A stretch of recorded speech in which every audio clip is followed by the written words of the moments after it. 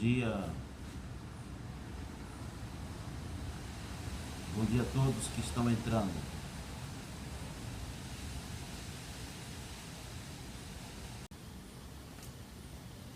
Quero dar as boas-vindas a todos que estão nos acessando neste momento. Vou pedir só um instante para poder ajustar um pouco o microfone. Ok.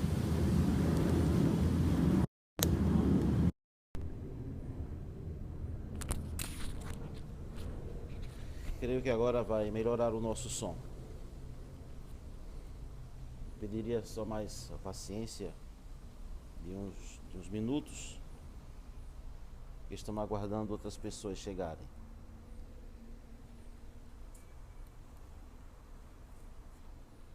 Obrigado.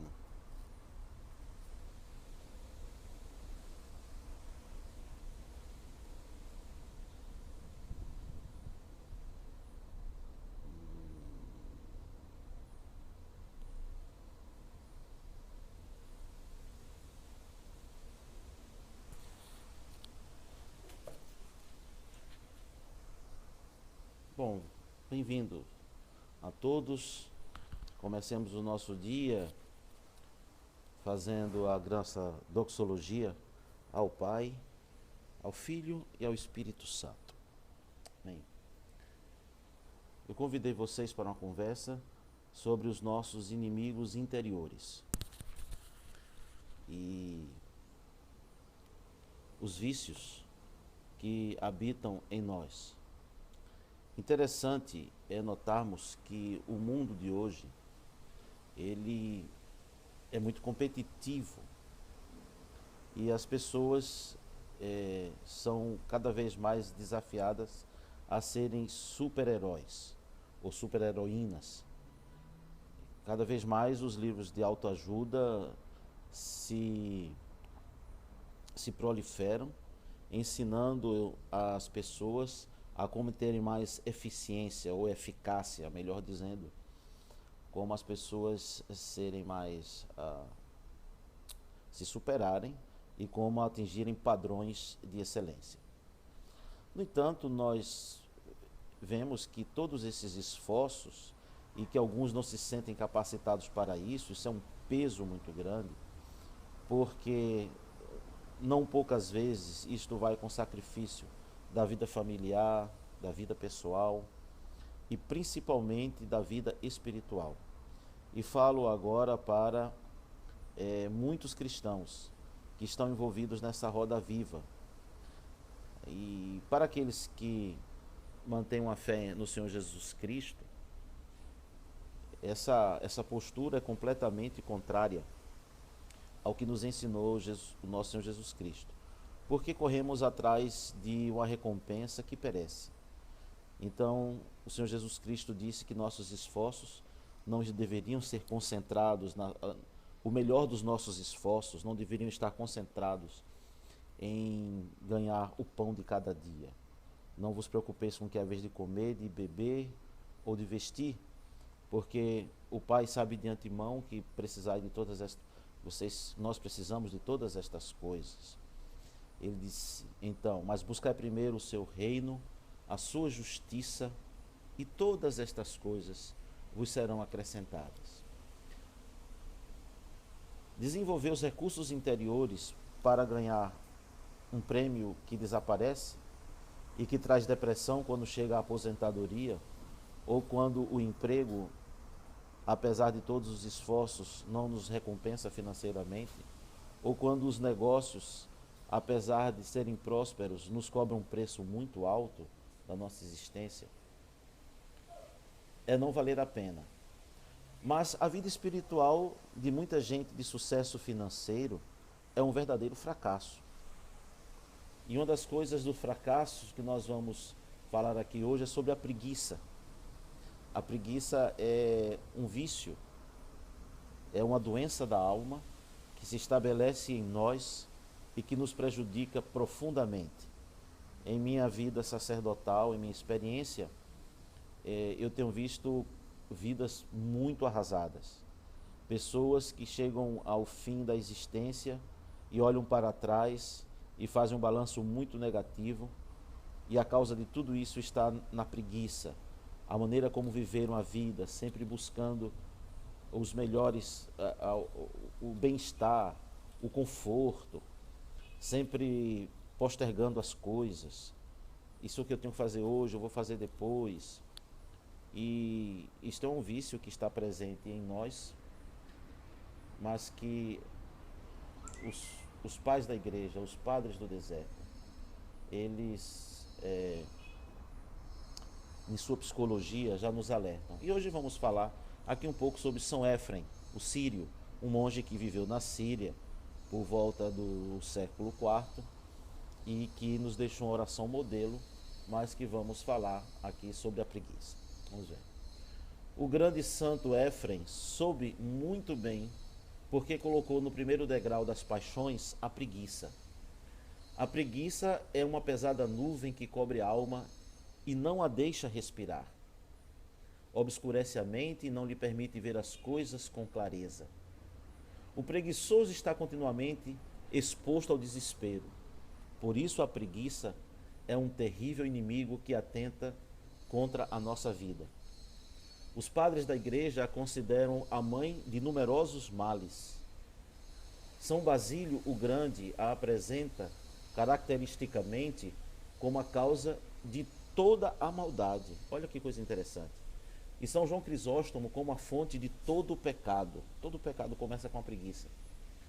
Porém, também os demais vícios estão conectados com a preguiça, porque esta, causando o enfraquecimento da atenção, abre as portas para outros vícios semelhantes que nos oprimem.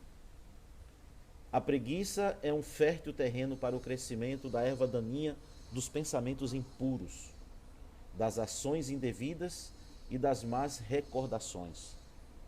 Nesta situação, o homem perde sua seriedade, sua dignidade e sua nobreza.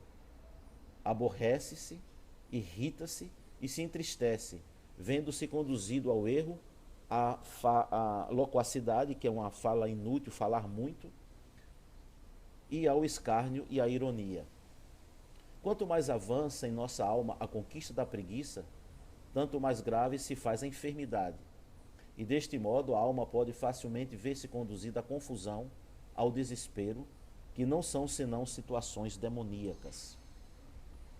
Não é pequeno, desgraçadamente, o número das almas que de diversos pontos de partida, por diversas razões e motivos, têm deixado em seu interior de resistir, dominados impiedosamente pela insatisfação e a desolação, pelo desgosto, tédio, a tristeza que se abrigaram em seu coração. O espírito de desespero que surge do espírito de preguiça, da daninha preguiça de não cumprir os mandamentos de Deus, nos impedem de começar o itinerário espiritual. O homem é chamado a ser santo. Se não chegamos todos à santidade, se deve à preguiça, que é diametralmente contrária ao desenvolvimento do homem espiritual, que é a negação de nossa evolução pessoal e a entrega à imobilidade.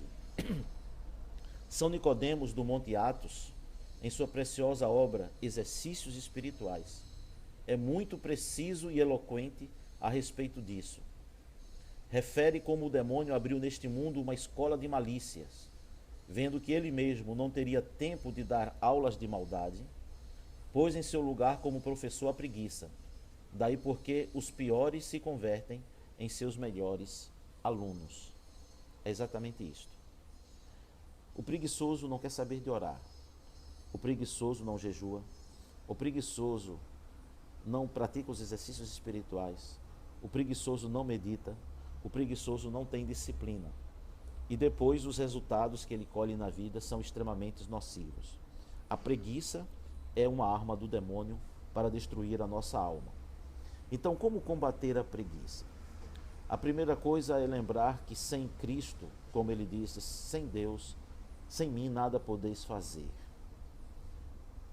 A primeira chave é combater a preguiça com oração.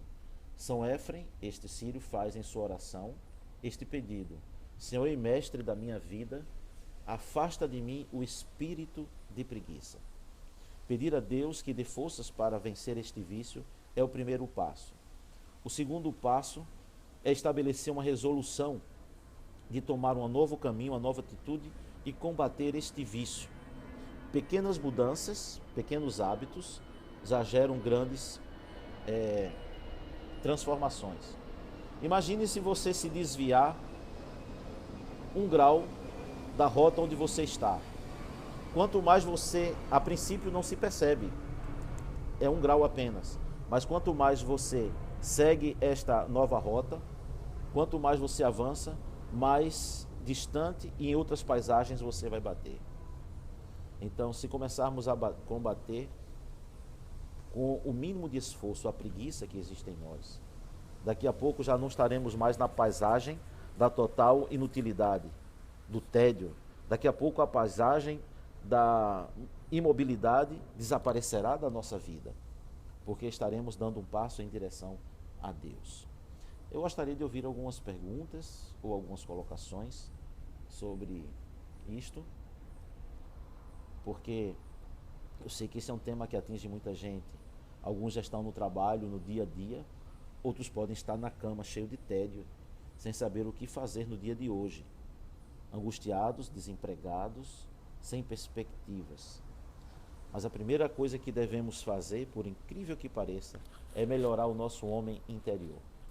O grande sábio Salomão disse que muito maior mérito tinha um homem que dominava a si do que aquele que conquistava muitas cidades. Então, convido todos vocês para esta luta, para esta batalha espiritual, na qual Deus está ao nosso lado, porque Ele é que nos ama e disse: estou convosco todos os dias até a consumação dos séculos. Então, um bom dia a todos e espero encontrá-los em outra oportunidade para mais uma conversa com o Padre Mateus. E agora fazendo a oração de São Éfrem como despedida. Senhor e Mestre da minha vida, afasta de mim o espírito de preguiça, o espírito de desencorajamento, de vã loquacidade e de desejo de domínio. Sim, Senhor e Rei, e concede ao teu servo um espírito de pureza, de castidade e de domínio próprio, que eu enxergue somente os meus próprios pecados e não dos meus irmãos. E assim nós glorificamos o teu nome, Pai, Filho e Espírito Santo, agora e sempre e pelos séculos dos séculos.